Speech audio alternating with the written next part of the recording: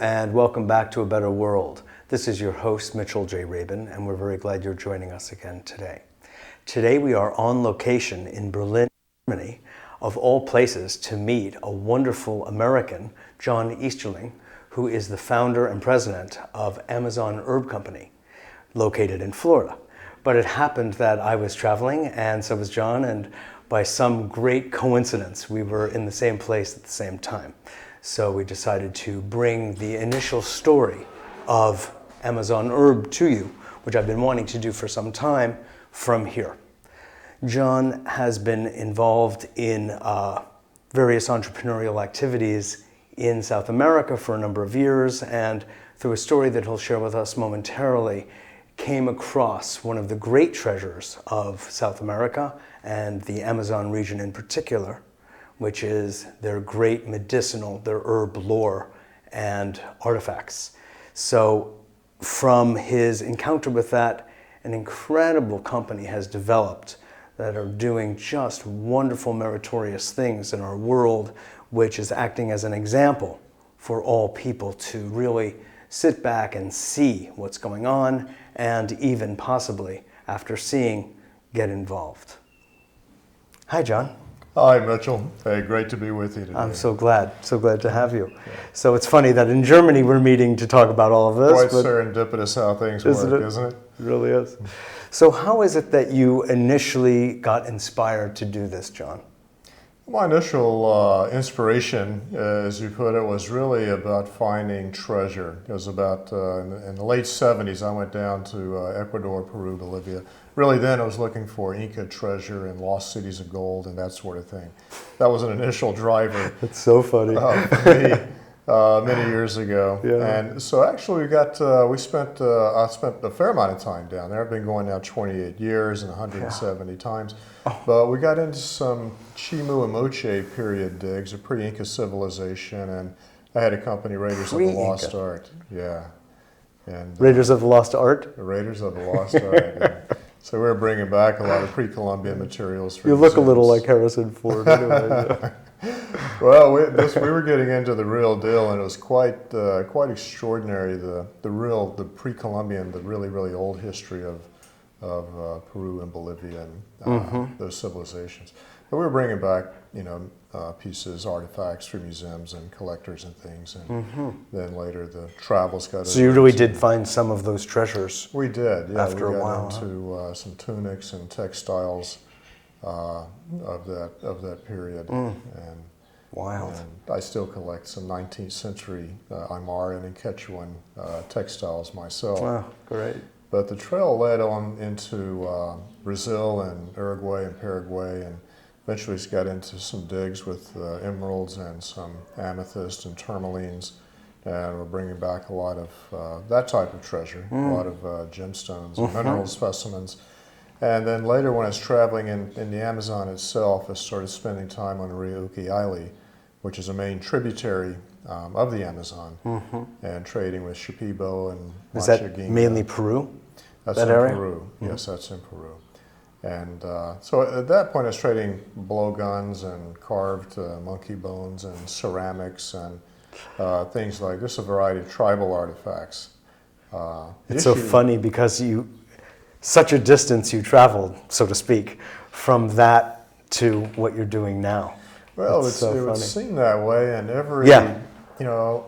like everyone's life journey, all the pieces of the puzzle come together in a different mosaic and a different pattern of life for a while, and then it spreads and moves and transitions into something else, but it still incorporates the body of the whole. Yeah. And the idea of really being able to connect with the people there at kind of the village and community level and engage in some degree of commerce and understand their culture and understand the history of the area, then understanding the subtle resonance in stones, once you really get into an in-depth conscious understanding of mineral specimens and stones. And then it was the plants, everything was like a prerequisite before kind of the real like a step-by-step learning of the culture of the people and a feel for them, and then you graduated to the plants in a way. Sounds like. Yeah, I was graduated to the plants, yeah,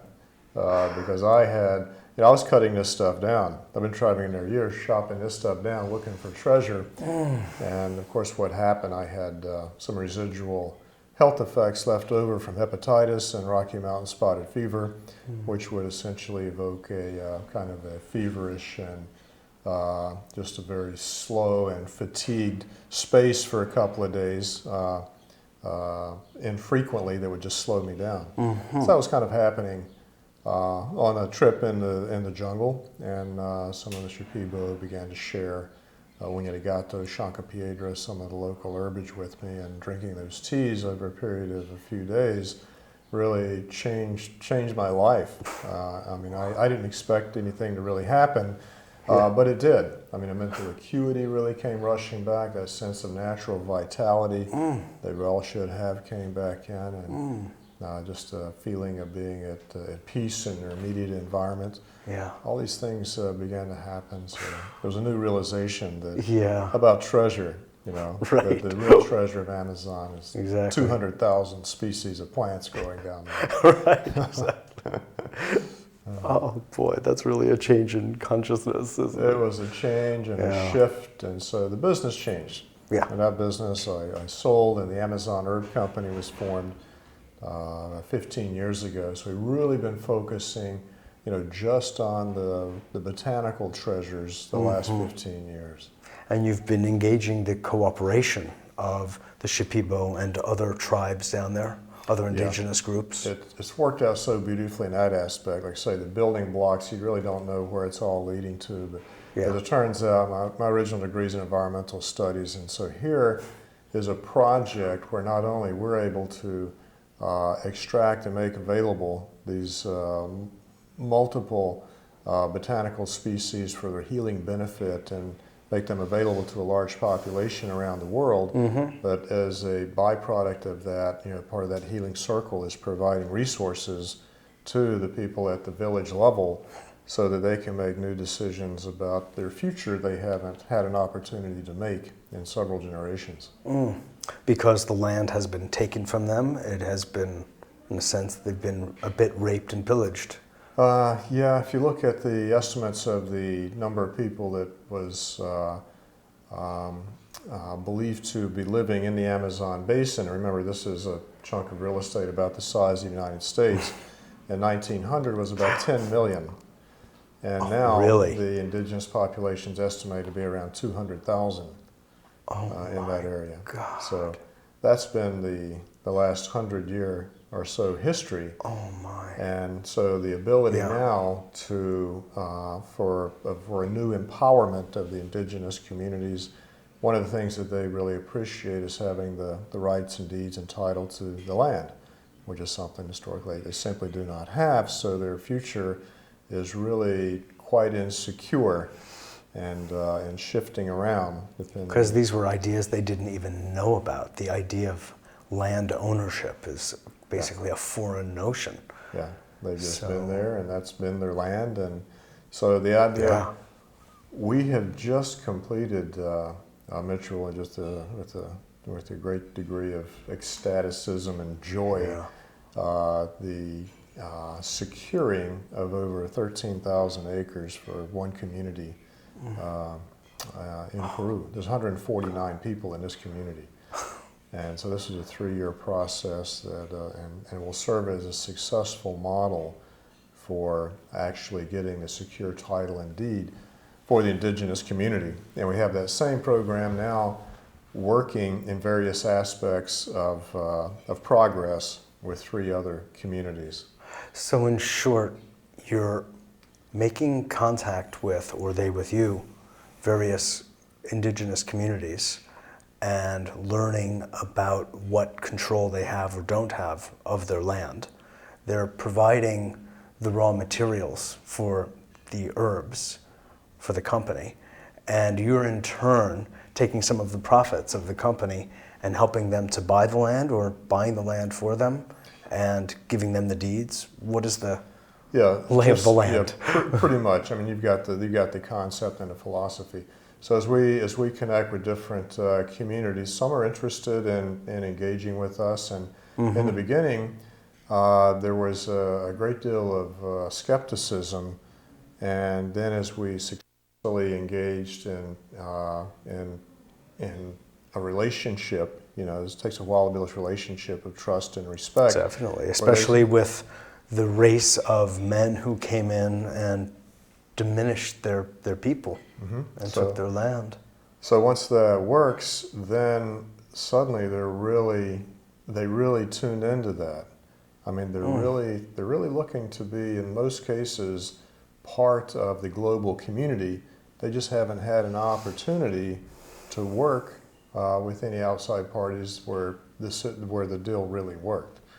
And so what happened is now the reputation of what we're doing has really spread over the last 10 or 12 years. So we have communities that are just coming downriver and connecting and wanting to know, hey, let's engage in some activity. So now it's working kind of the other side. They're coming to us. Yeah.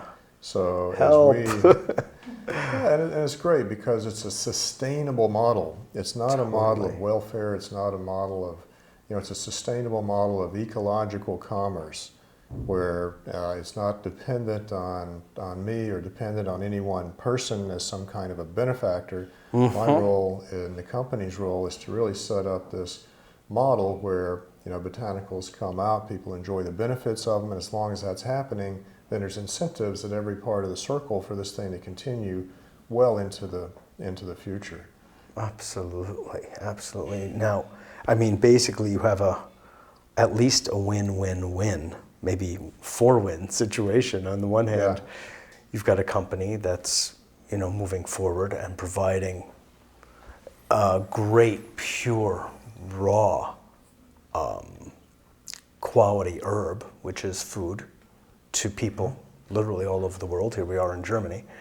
And people are also selling this as, essentially as distributors for the company, and they're making some money. So it's sort of their financial health is taken into consideration. Sure. The native indigenous people are being paid for their services of producing, taking the wild herbs, and in turn, you're helping to take care of them through the purchase of the land and the deeding them the land. So you've got the consumers benefit, the entrepreneurs benefit, the global community benefits, and it goes right back to the village level.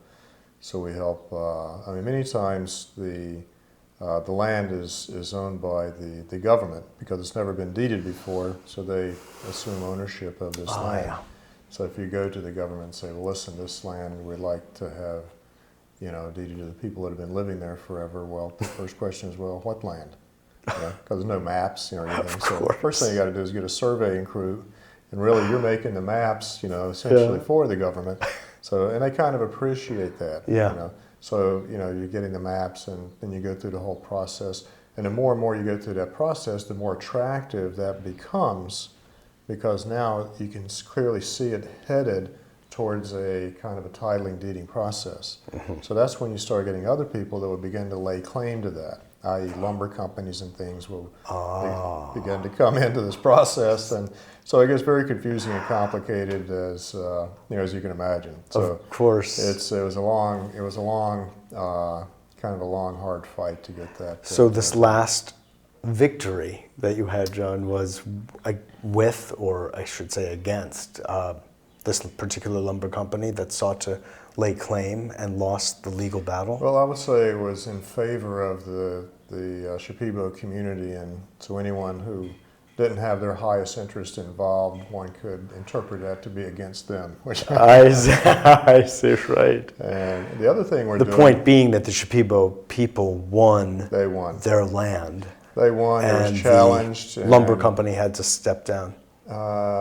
It was challenged by the lumber company, and then naturally we had to win that challenge. So now, and you that's did. just the process. Yes. So now it's really Congratulations. really done. Yeah. And a precedent is set.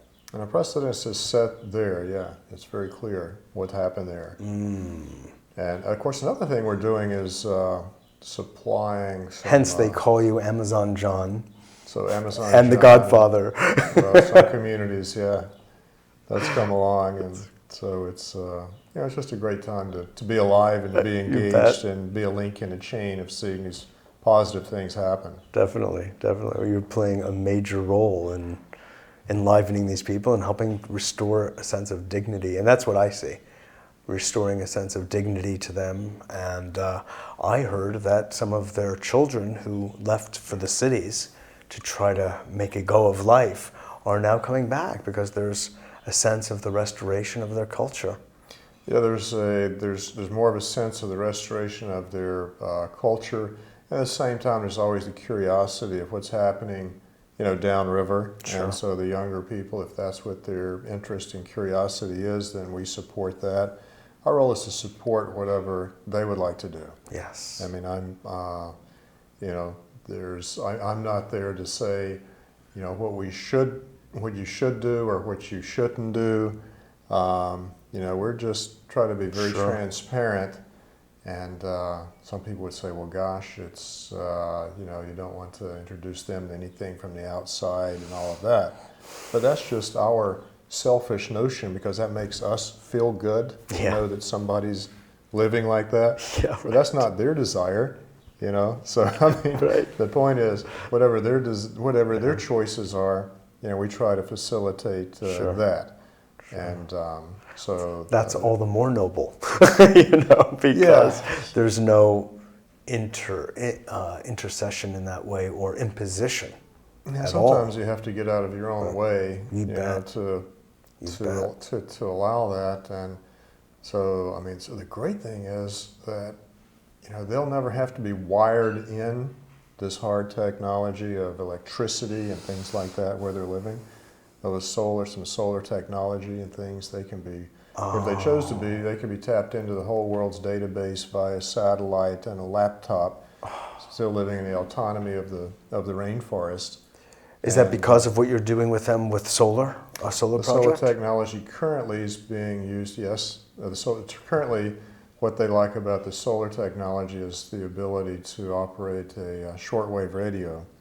So they live in very small communities scattered along the Amazon, so they can talk via shortwave radio with their cousins and sisters and things that may be, 3 or 4 days paddle, upriver. Yep. They can find out who's born, who's, what's going on in the different Yes. communities. Right. Which is, that communication is so important because they also communicate the idea if there's any threat to the land by a terrorist or lumber companies or mineral exploration or whatever that is, so they're in touch, and there's a lot of power in that communication.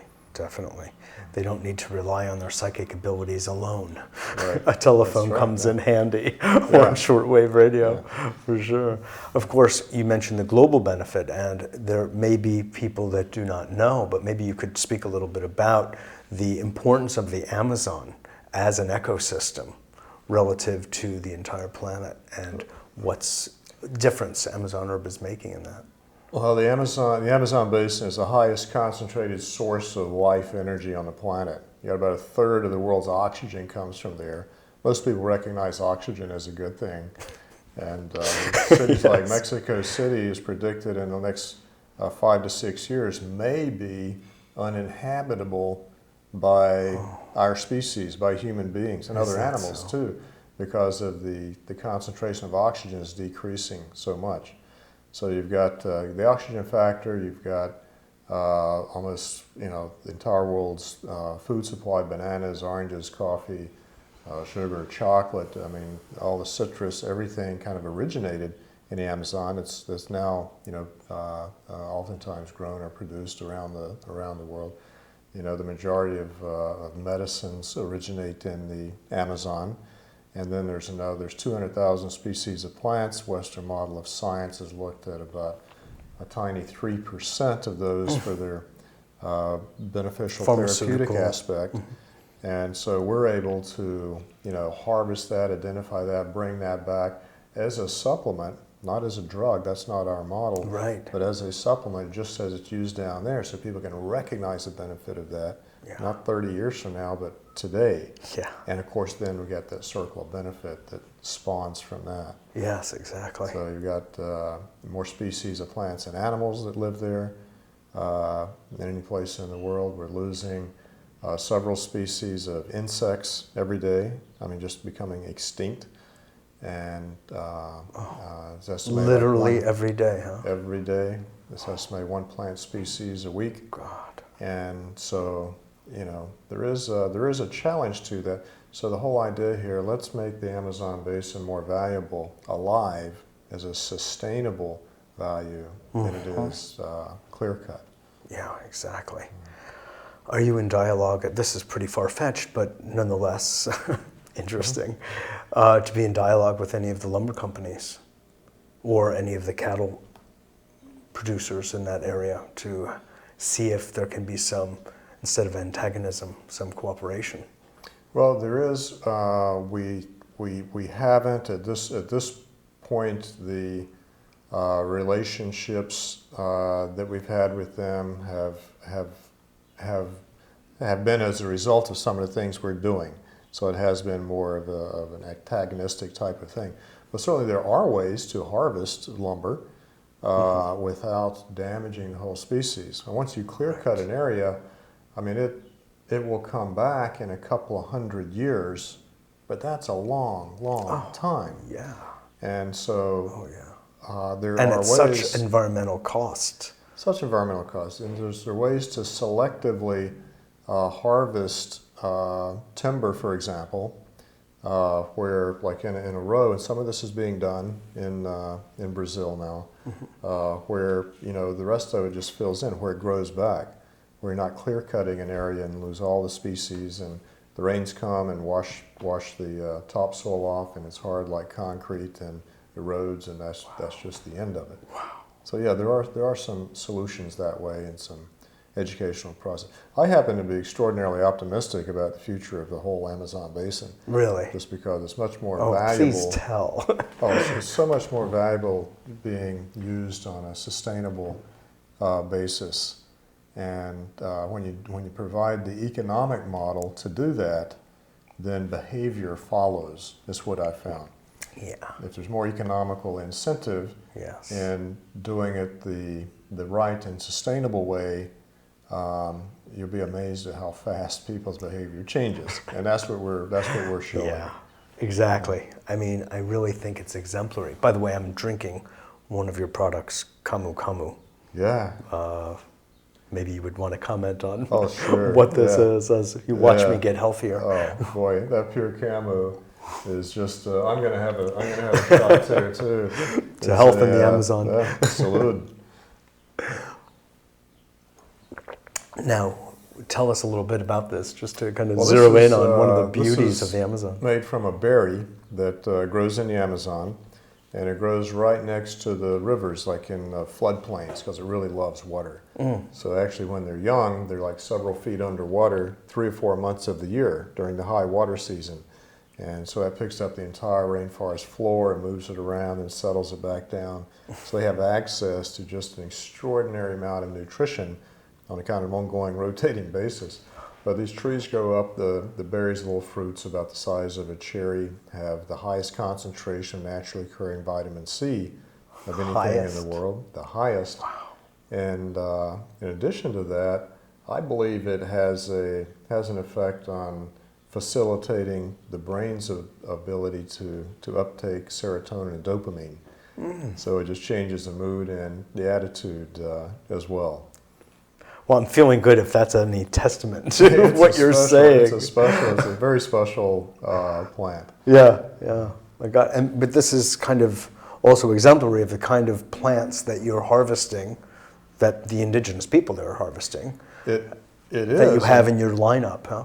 And just the realization that wild plants will have a concentration of not only nutrition and pharmacological activity, but they carry a lot of information as well.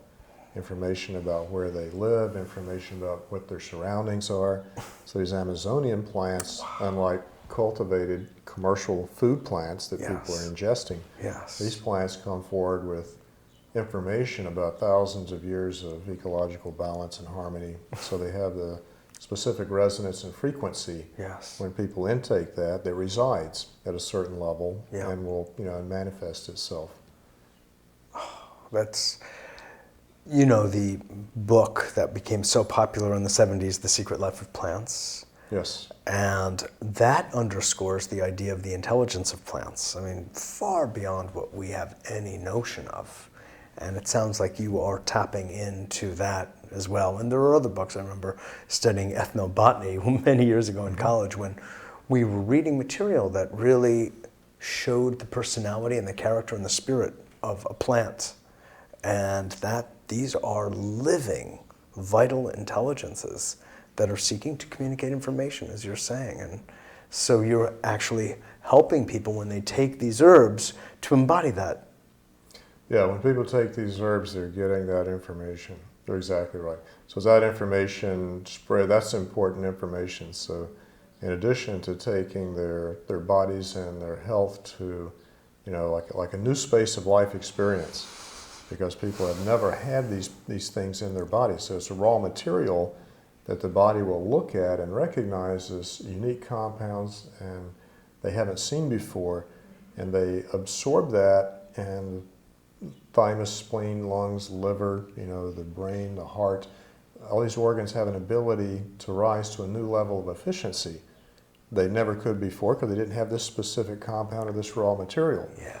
So we're introducing an entirely new inventory of wild raw material from this concentration of life energy, and when people experience that, they move to a new space of health. So, we're on the front end of a very special segment, I believe, in the history of mankind, when we're for the very first time able to get direct access to this material. Yeah, exactly. It's so fascinating. And to integrate it into where we are now in our society. I mean, with the technological advances we've made and all of that, to now take this ancient intelligence, if you will, and nature's intelligence and integrate it into what we have set up. Who knows what the possibilities are? Yeah, the technology, of course, has grown by leaps and bounds, and it's the most exciting time in history to be alive with all the technology. Exactly. And then with more technology and more information that the technology allows to make available, then it becomes, you really start learning why this is so important and why this is so valid and why it's being made available at this particular time. Because we have a whole lot of challenges that have come about as a result of the technology and the industrialization of the world, and lives people are living and being challenged like never before in history. Very true. And now the door opens, as Providence would have it, and allows this material to come to feed us, to move to the next step, the next level. Yep, exactly. It's funny. It's like the more earth you take in, the juice of earth, the higher toward heaven you get to go. Yeah, it's true. Yeah. It's funny, isn't it? I just to come back for a moment, because I think we're beginning to run out of time. I just want to underscore the value of what you're generating in a sense as a business model, John, because this is, I think, the kind of thing that, as we're heading toward, you say it's the most exciting time in human history, and it may well be. Part of it, I think, is the fusing that you're doing with creating an economic and ecological sustainable model as a business where everyone along the way wins. There isn't waste, in a way, where everyone benefits. The environment isn't exploited, it's used wisely, respectfully, sacredly, basically. And everyone gets to win. I think that we need this kind of model of business to be successful, to pull ourselves out of the rabbit's hat. Yeah, I think you're right, Mitchell, and I believe I see other companies move in this direction as well, as far as whatever business they're in, whatever industry they're in. People are recognizing the benefit of recycling. There's an economic benefit in that now. So, Yes. we're recognizing, we're intelligent species, and I think we're seeing where the edges are right now, seeing where the perimeters may be, Yes. and beginning to respect that out of necessity. And that's where the leaders of the future are really engaging now. Yeah. And that's where the consciousness is. The consciousness is at a level that really supports that too. Absolutely. It's really true. It's really true. And the thought that you and the people who are in your company, including the distributors worldwide, are having an effect through every herb that they buy on both their own body, like you were describing, but also on the plenitude, availability of oxygen for everybody. Yeah. It's Every real. dollar is going toward, in some way, the restoration of indigenous people in their own habitat and helping to save land, which generates oxygen. Yeah, every dollar, every euro, every pound. I mean, Yes. like you say, Every yen. It's a human species thing. So people, Exactly. I assume they recognize the same thing. I mean, the message you deliver is a message that's being received in every country of the world that we go.